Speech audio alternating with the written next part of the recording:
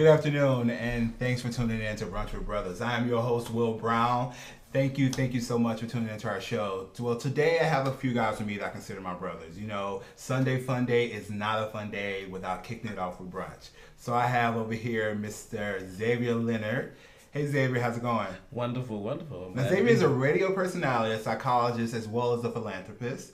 And I have to my right over here Mr. Rhett Michael. Hey Rhett. Hey, how are you? How's the suspenders working out for you? They're growing well.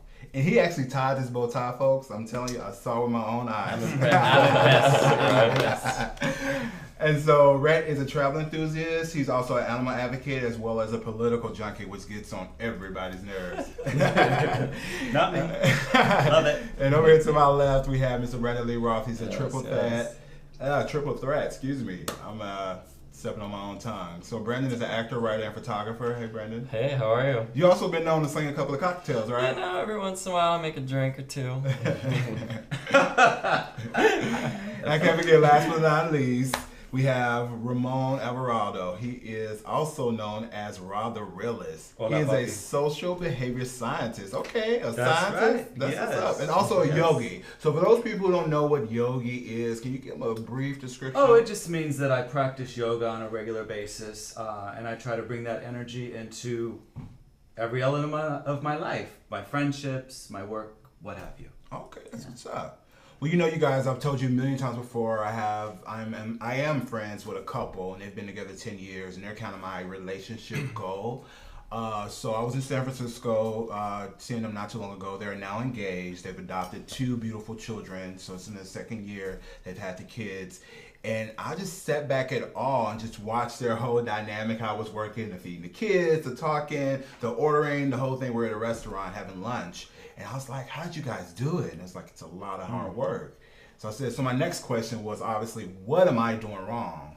And they said, I don't know, Will, tell me what's going on. So I sat there with them and I started to go over every relationship that they know of. And what I came to the conclusion was that I'm a leaver, meaning that I'm going to put up with it. Like if it's time to go, I grab my pumps or my high pumps, my high tops. I grab the old tank top and I pack a bag. You can have the furniture, you can have whatever you want, the dishes. I'll start over, but I will leave. I do not stay. And sometimes I feel bad because I feel like maybe I'm not putting in the work I should. And then I talk to people who've been together 4 years. And then, like I said, you know, it's so crazy to me. It's like, I talked to a friend, they've been in a relationship for 4 years, and I was like, so tell me about the relationship. How was year 1? Horrible. We both cheated. I say, so I'm going to take year 1 from you. Is that okay? It's like, yeah. So how was year 3? It's like, it got a little rough. There's a lot of fighting. I said rough as in I had like heated arguments, rough as in physical fighting. I was like, wow. So I'm going to take the year from you too. He said, so how was year 3? And he was like, oh, it was great. We're finally on the same page. The cheating was out of our system. We were tired of getting to jail. We were tired of calling the police. So year 3 was good. And I was like, okay. So tell me about year 4. Oh, we just kind of stuck together because we had a lease. I was like, so your 4-year relationship was only healthy for 1 year? Now, I can be called a leaver. I'll take that all day. But I'm not going to be with somebody 4 years, especially not at this age, and it's not working. Because I feel like being with them is not allowing me to be with the person I'm supposed to be with. Now, Xavier, everyone knows you've been engaged. You have been married. What is the secret and what is, I guess, the issue that stopped the longevity of your relationship? Well, I discovered some things that basically broke the foundation of the relationship. And I think that that's the key thing in the beginning, is that you have to establish that you have core values and principles that you believe in with each other. And so at first, you know, he was very much into the church and he was I was considering myself spiritual. So I thought, oh, okay, that's great. You know, he had goals in terms, he had a good job, actually had 2 jobs at the time. So I felt like, oh, this is somebody that I could work with.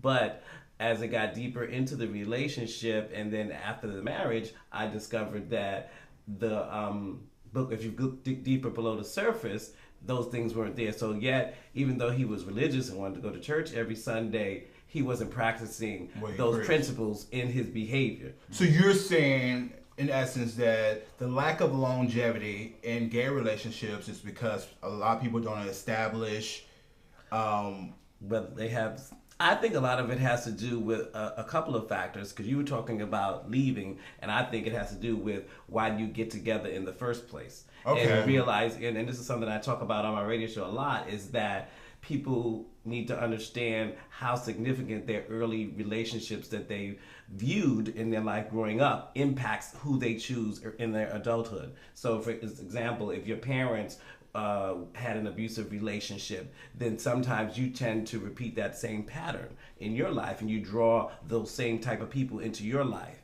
Or if, like you said, leaving, if your mother or your father always constantly threatened to leave, then you may have ingrained that in your mind that that's something that you do when things get uncomfortable. Okay.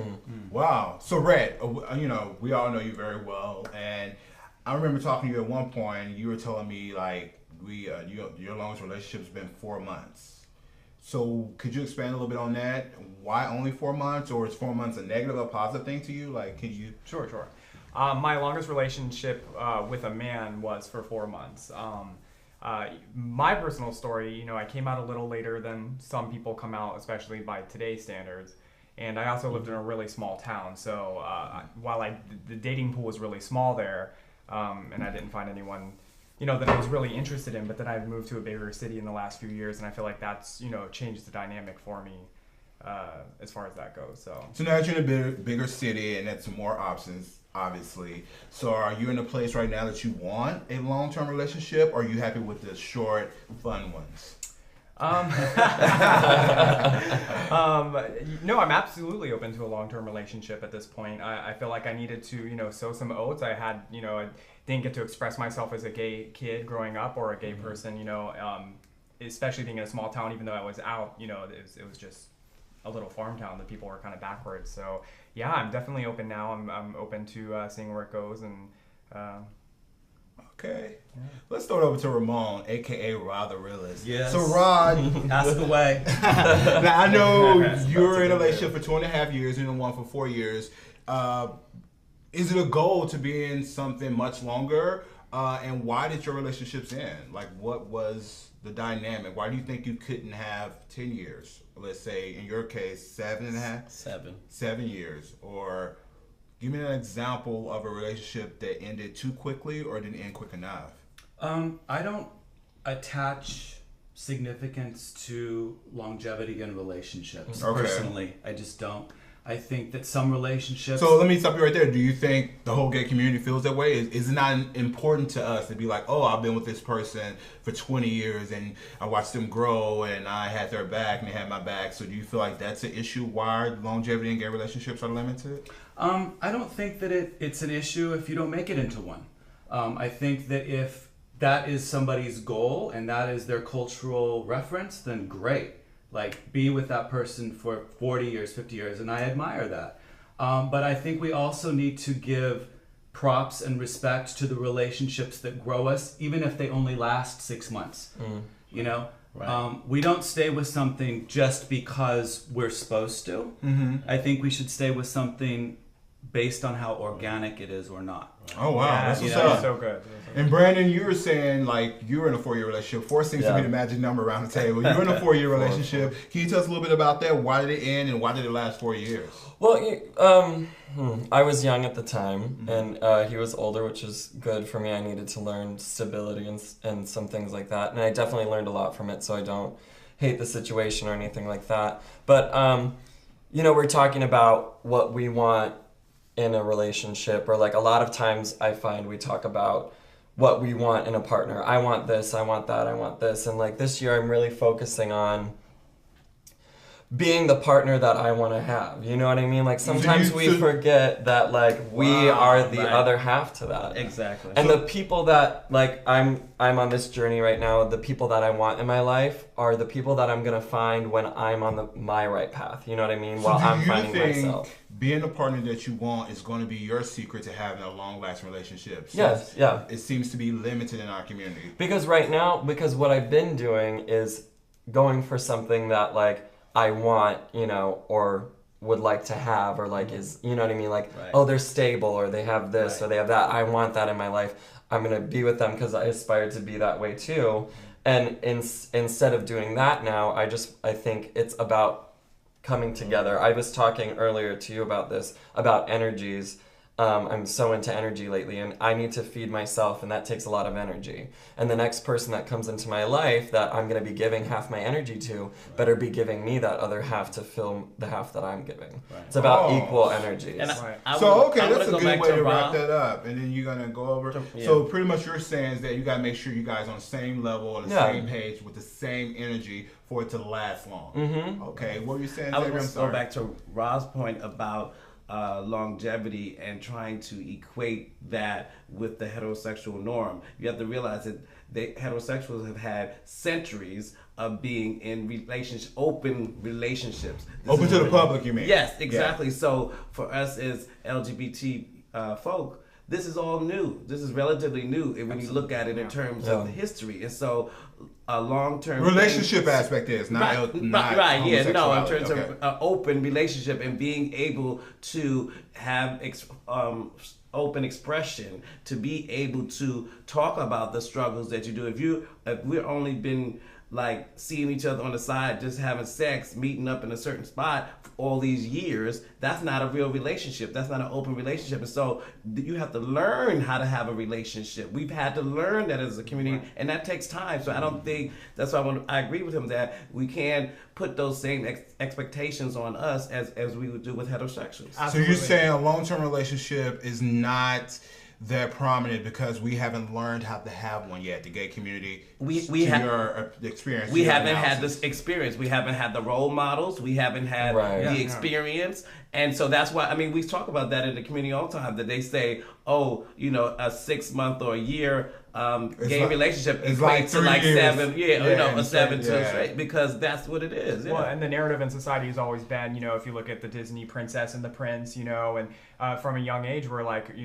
do you have a girlfriend? And you get these cues of what you're supposed to be, and that being, gay or being liking the same sex is wrong. So that really influences how we date and how we act. And the energies between a guy and a girl are different than a guy and a guy. And I think not having an example of how that works is really where we're falling short, which is why the energy thing is so important to me. I feel like when you're in a same-sex relationship, it's so important to be on the same level. When I grew up, most of us had mom and dad, and the dad worked really hard and the mom stayed home or whatever, that dynamic, but we really can't have that as...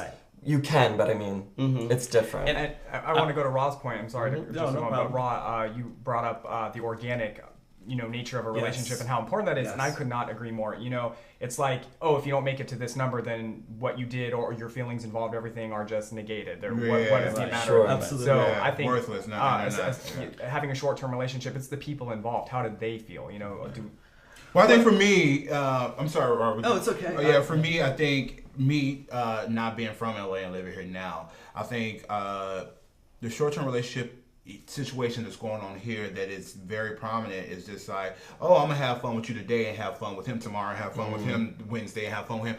It's so many options, and people are too self-involved and I think a little selfish out here to really actually put in the work of a long-term relationship. It's not necessarily that their partner is not adequate enough or not bringing enough to the table to be someone that they can grow with and have longevity with. It's just they want their cake and eat it too. And they want your cake and they want his cake and they want his banana split and they want my banana split. And it's and if I was a different person than I am, if I was in that skin and I'm not, and I was in that body and in that space, I would probably want to nibble on everybody's cake too. So, but for me, the goal has always been long-term, one person. But I don't think that is really celebrated here in LA. Right. Because sometimes this city can come across as fun. Nothing too serious, nothing too heavy. But Rod, you had a point earlier you wanted to make about... No, I was just going to say that, I think that we have a lot of battles to wage in terms of succeeding in relationships. Mm-hmm. I think that men in general, biologically, we're hardwired to sow seed. Exactly. So we need to elevate the conversation, elevate ourselves in order to facilitate longevity in relationships, if that's what you want. I'm not anti-relationship. I think that relationships statistically have shown to improve lifespan, lower cholesterol, give you a happier quality of life, so they are important. But I don't think that we should diminish the fact that when you're young and you go through those relationships in which there is no success, in which we are abused, in which we compromise our ethics, our values, those relationships, hopefully, if you're in tune, lead you to the relationship in which you should be participating in that will last a long time and give you longevity. So you're pretty much saying that, and maybe I'm minimalize it or, not really, I'm categorizing, but I feel like you're coming across as that those short-term relationships are learning tools to get you prepared and get you ready for that long-term relationship. And I want to go back to his point, because I was going to say the same thing, is that we have to understand that males and females are distinctly different, and that he's so correct. Historically, men have been the ones to sow the seeds, and that was how history was developed and how we expanded. And so women were so now and they were grown to make the nest. They were grown to make, and that's why you see lesbians tend to be in much more long-term relationships than gay men. So we can't underestimate that dynamic, because so now you have two men who are known who are known to do that, and so it's much more challenging for us to kind of outgrow that, or to understand that that's an issue for us, right? And I think so that's key to understand, to communicate with one another, to say, okay, this is hard for us as men. This is hard for us, right. So let's and talk understanding about it and from be real about the top of the relationship. Right. You know what I mean? Yes. And what Red said earlier, I think, is another huge important point, is that as a society, from a very, very early age, boys are given subtle and not so subtle messages to stop showing affection towards one another. Yes. And so how that has such a huge impact on us as gay men, because if we were told, basically given the message to stop showing affection towards each other, then how do we now as adults be able to express emotion with another man? And you know what's really deep though, is this suppression of the feminine is part of what gives us homophobia. It's what gives us femophobia. It's what helps us to hate ourselves. I know for me personally, in my trajectory, I resisted being gay. I did not want to be gay. My father was a boxer, a merchant marine. It's all about being tough, fighting. That went against everything that I was feeling. So that's one of the dynamics that kind of prohibits you from having a long-term relationship. So Rich, you had a point you were going to make? Yeah, I just want to make a few quick points. So in addition to the heteronormative narrative we have as a society, gay people was to the total opposite, were jailed, were beaten. So if you did show any affection to this other partner, just even 40, 50 years ago, you were beat with a baseball bat for fun. And in some parts of the world, you're still killed. Yeah.